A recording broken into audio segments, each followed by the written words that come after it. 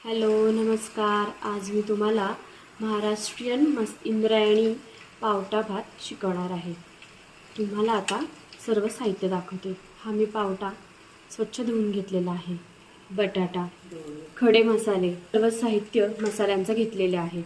त्यात बिर्याणी मसाला, मटन मसाला, kitchen king मसाला, लाल तिखट, मीठ, कांदा लसूण मसाला आणि हा घरचा मसाला घेतलेला आहे. ह्याच्यासाठी लसूण खोबरं वाटून घेतलेला आहे. भात स्वच्छ धुवून घेतलेला आहे.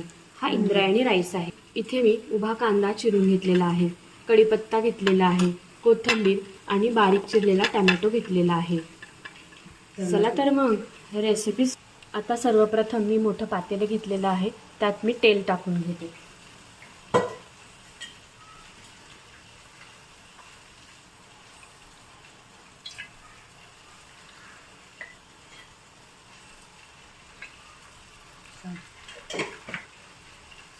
दोन चमचे पळीनं तेल टाकलेलं आहे.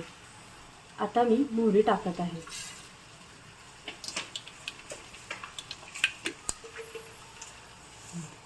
एक चमचा जिरं टाकत आहे. मोहरी छान तडतडलेली आहे.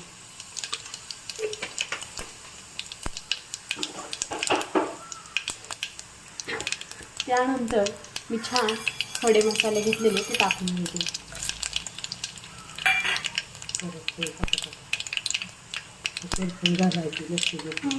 आता मी कांदा टाकून घेत आहे.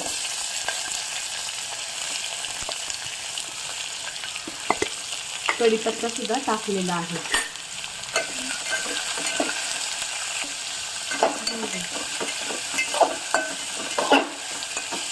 आता छान कांदा गोल्डन ब्राऊन होईपर्यंत मी परतणार आहे.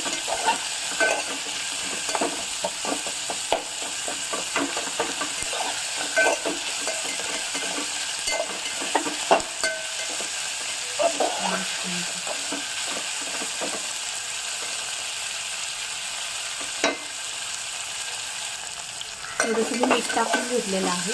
मीठ टाकल्यामुळे कांदा छान पटकन परतून होतो. आता मी चमचाभर लसूण खोबरं टाकत आहे. लसूण खोबऱ्याचं वाटण टाकलेलं आहे.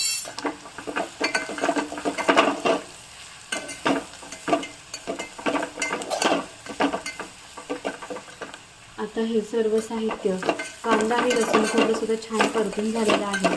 त्यानंतर मी पावटा टाकत आहे.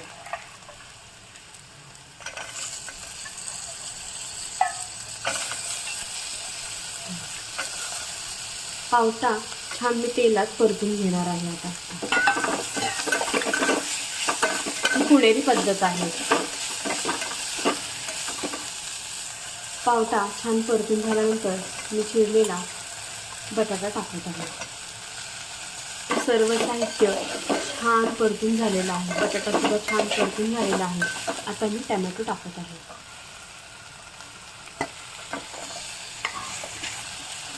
आता मी सर्व मसाले टाकणार आहे. हा इंद्रायणी तांदूळ स्वच्छ मी धुवून घेतलेला आहे. आता मी हा टाकत आहे.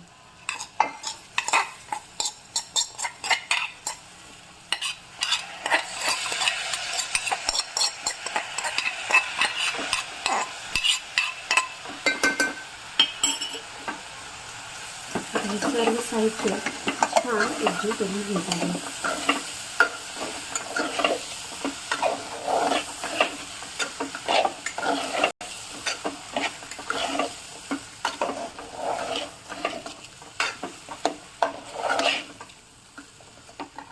आता हे सर्व मसाले भाताचं साहित्य परतून झाल्यानंतर मी तांब्याभर पाणी टाकत आहे.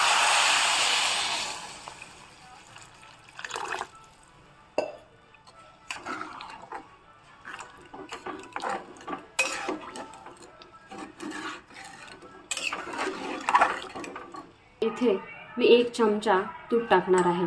तुम्हाला कोणाला तूप आवडत असल्यास तुम्ही चवीनुसार थोडंसं तूप टाकू शकता.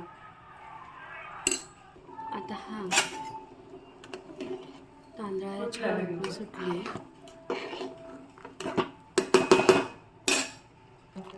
इंद्रायणी महाराष्ट्रीयन बटाटा इंद्रायणी राईस शिजून तयार आहे. या खायला. रेसिपी आवडल्यास चॅनलला लाईक, शेअर अँड सबस्क्राईब करा.